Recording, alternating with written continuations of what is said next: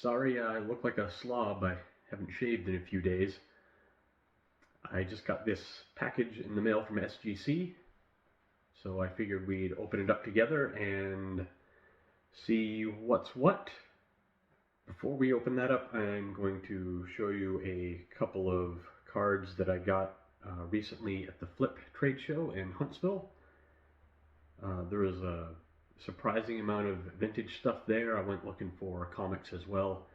Just ended up with a couple of pre-war baseball cards. First one I'll show you is a T207 Roger Bresnahan. Interestingly enough, misspelled Bresnahan on the bottom, even though on the back they spell it right at least 2 times. These are called brown backgrounds, I guess.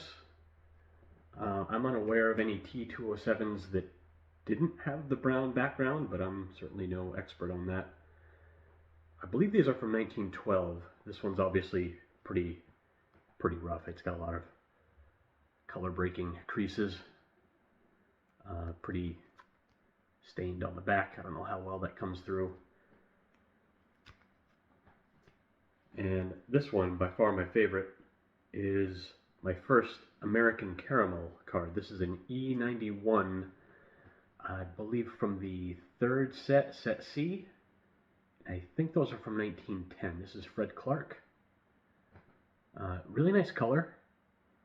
And I don't think there might be a small crease that's nearly impossible to see, but it's mostly crease-free. Some staining on the back, and obviously quite a bit of wear. For the SGC order, it's, look at my list here, it's mostly Hall of Fame rookie cards, and probably all of them except for the one that is not a rookie card. I think I've shown before when I got them on this channel. Most of them I've had for quite a while. The Hall of Fame project, I would like ultimately all of my cards to be slabbed, just because I like to have them protected, and of course if anything ever happens and somebody else has to deal with my collection on my behalf, it makes it that much easier. I guess it's been a little while since, well, it's been a little while since I've done anything on this channel, but it's been even longer since I've really talked about the Hall of Fame project that I've been doing. So it started out as obtaining one Hall of Fame rookie card from every year that there was one from 1954 onwards. 1954 was just kind of arbitrary because I didn't want to get into the 1952s at that point. And 53, of course, doesn't have any Hall of Fame rookie cards. I met that goal quicker than I thought I would. This was, several years ago now. And I started to fill in the ones that I was missing. A lot of the ones that I got were the cheaper options. Like 1954, I picked up the Tommy Lasorda rookie in the Hall of Fame as a manager, but still a Hall of Fame rookie card. So as the collection progressed and I filled in more of the cards I was missing, I found myself creeping up on being pretty complete from the mid-50s all the way through current day. And I decided, why not just go for everything from 52 onwards? And I'm currently missing Ed Matthews and Hank Aaron. Obviously 2 really big cards. Someday, maybe, I'll get them. And I had everything other than those 2 cards complete up until last couple of years when Fred McGriff got in and Adrian Beltre got in. I'm missing both of their rookie cards. So I'm pretty much in a mode of maintaining the Hall of Fame rookie card collection as new people get in. Of course, with the exception of those 2 big ones from the 50s. I'm really a fan of cards with good eye appeal but low technical grade.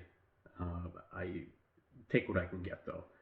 I'm ultimately happy with having the card represented in my collection as opposed to not having it at all. When it comes down to the choice between get a really rough copy or don't have it, I'm going to take the rough copy. So I'm really not expecting high grades on these cards. There's one in here from the 60s that I think might actually get a really good grade, but we'll see.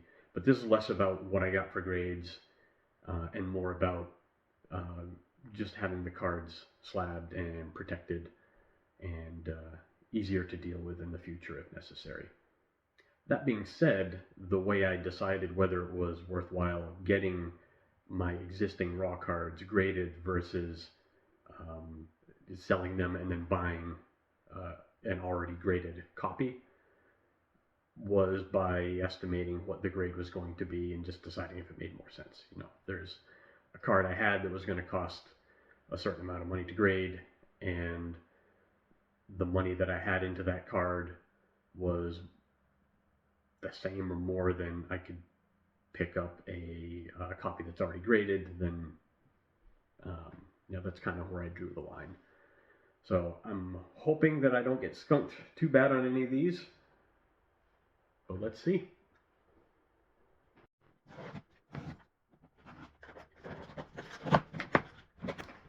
This table is a little bit bouncy, so I'm trying not to knock stuff or jar things too badly. My apologies if I fail at that.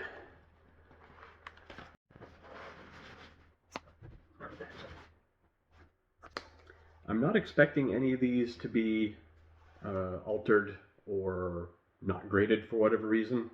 I'm expecting that they'll all be slabbed and they'll all be number grades. Fingers crossed. Let's see if I can do this without immediately spoiling the grades.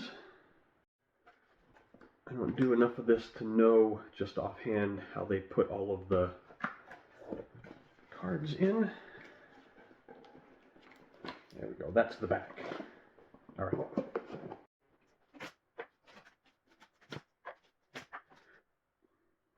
Okay.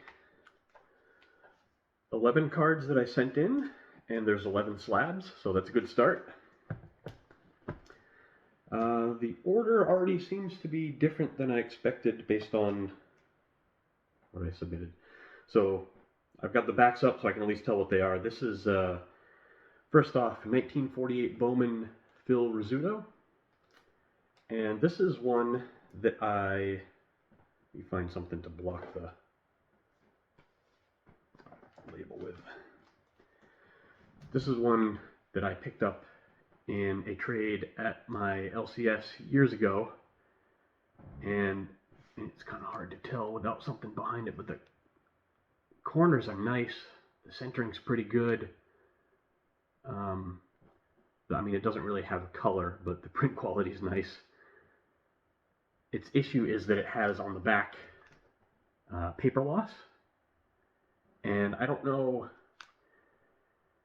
how much they're going to hold that against it. I was thinking that they were going to be pretty rough on it and give it a 2, especially given my past experiences with,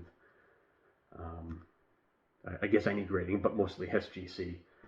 So let's see what she got. A 1.5. I mean, that's...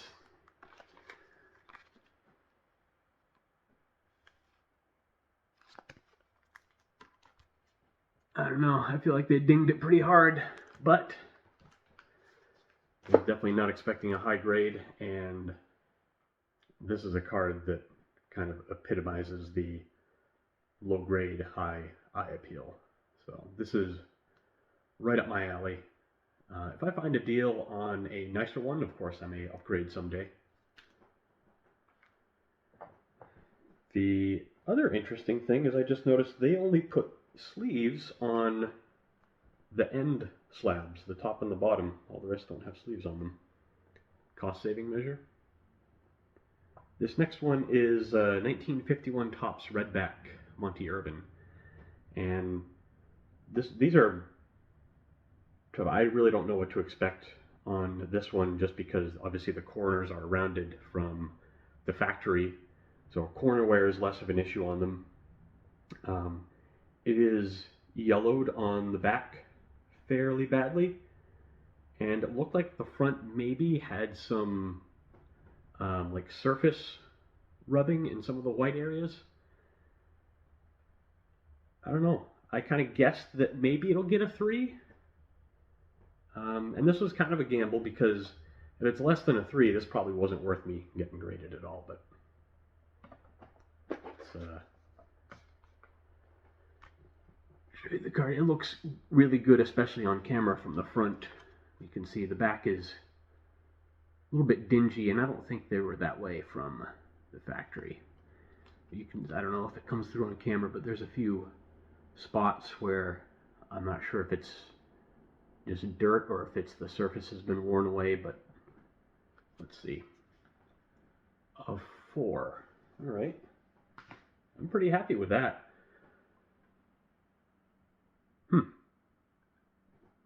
Very surprised. Good.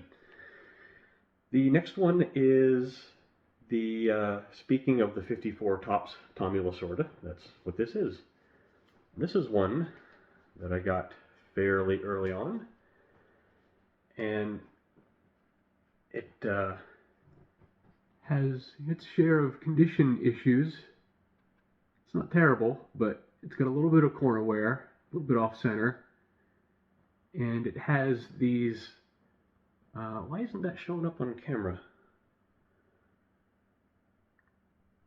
You know, I was picturing it, I was remembering it a lot worse in my mind. It's got these black ink streaks coming through there, like the, like maybe their dryer wasn't working right when they were running these through the printer, and the ink wasn't quite cured when it went through the conveyor and kind of smeared on the conveyor, perhaps. That's my guess. I've seen quite a few cards from the 50s Topps sets that have similar streaking. And this one,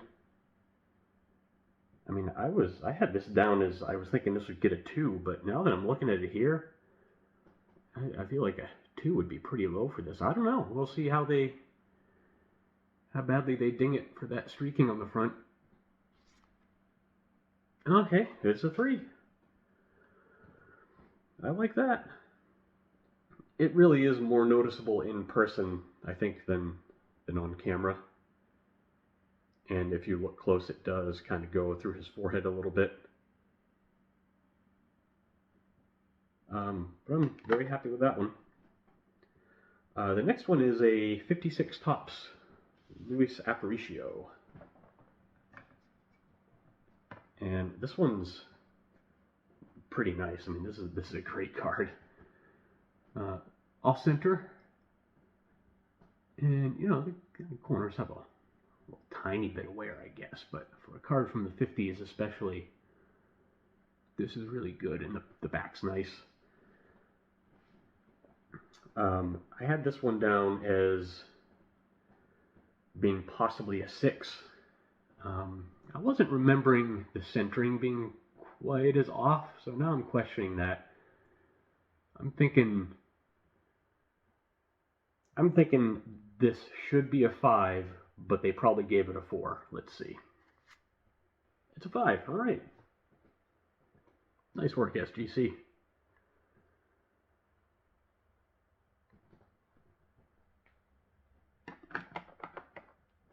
Next up, which one is this? This is a 57 Topps. This is Jim Bunning.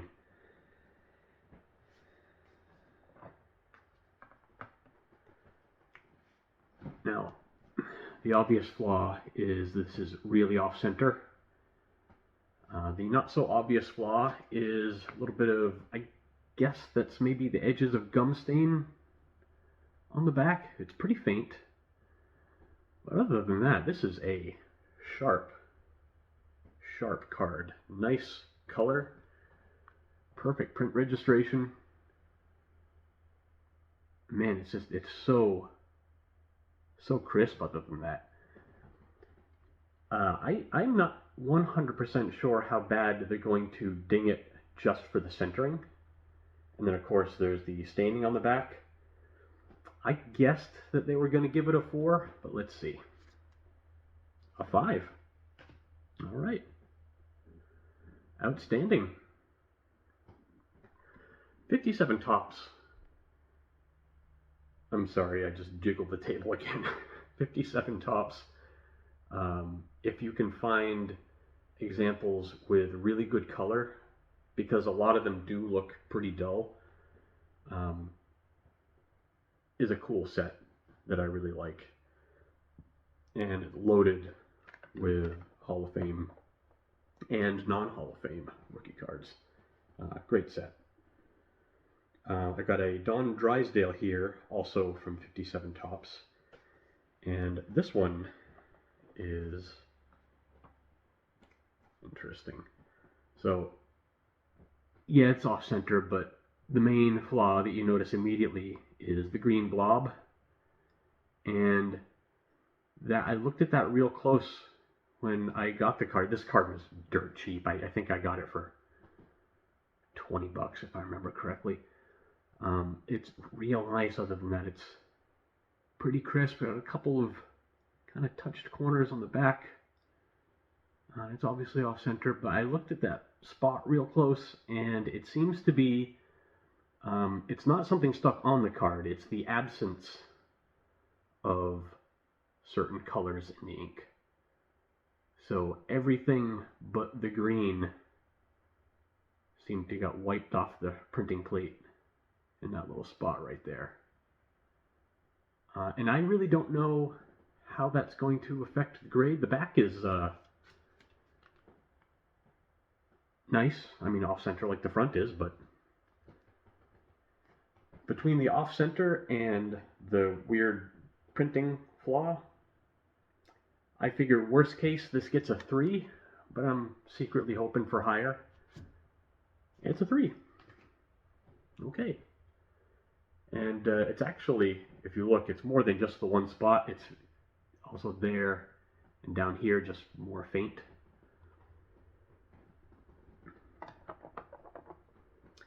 Next up is 58 tops Orlando Cepeda.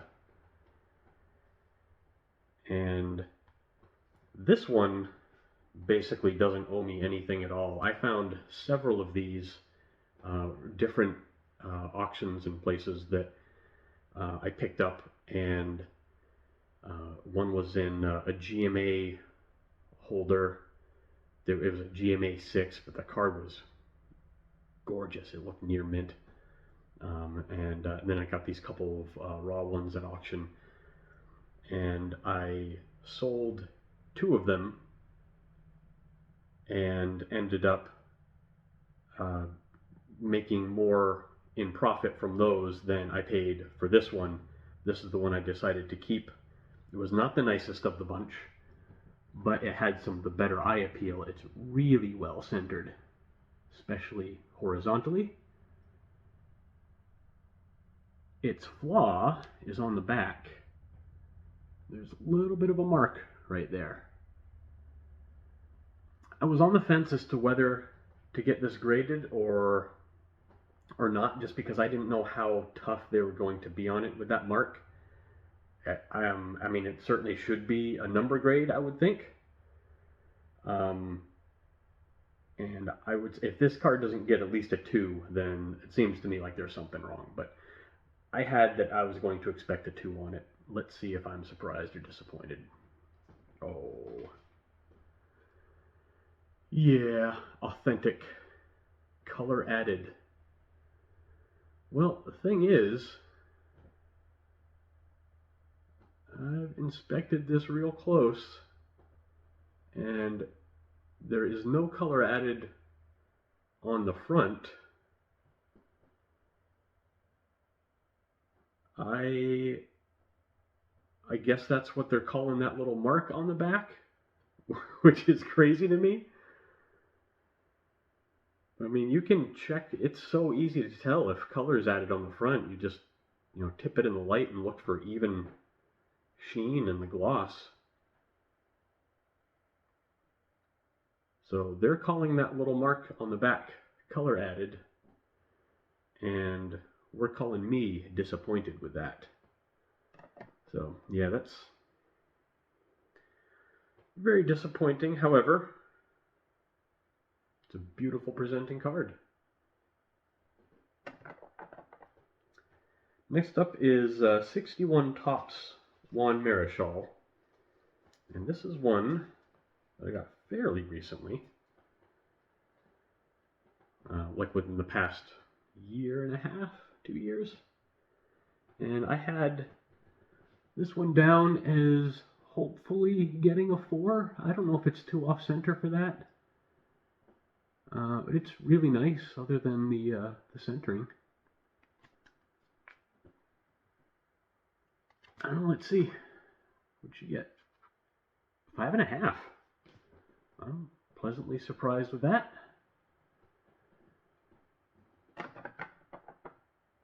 I've got another 61 Topps here, and this is the one that it should be the best grade in the bunch by a fair margin. Because, and for whatever reason, this card always seems to be in really good shape.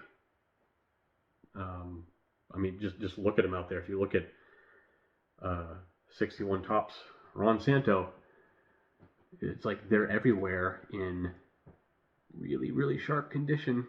This one is no different. Centering's great. No print defects. This one does not seem to be plagued with print defects like the Billy Williams is.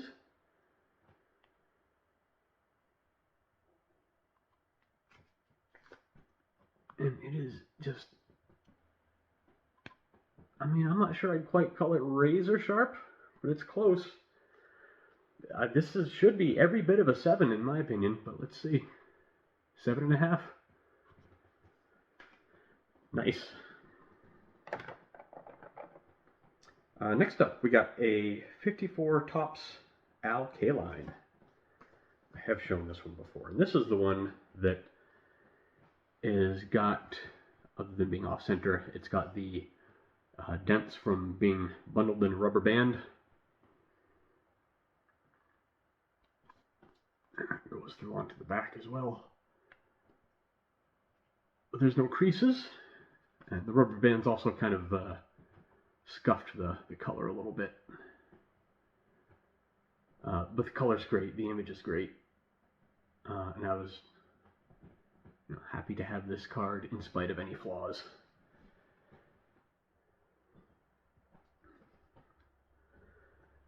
I'm really not expecting anything more than a 2 on this. Is that a 3? Huh. Alright, well, that's fantastic.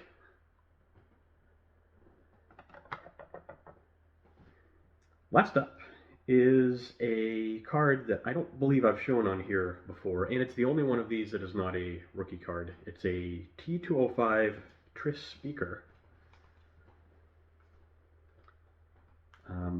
I got this for $83 at an auction, raw, and it actually looks really even better on camera than in person. There are some creases that aren't coming through very well, but they don't break the color badly enough that they're really obvious. You can tell if you turn it in the light. But man, I love this card.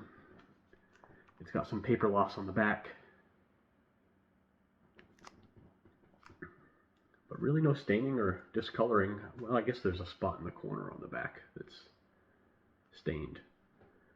But let's see if this got the 1 that I'm expecting. Yeah, very nice.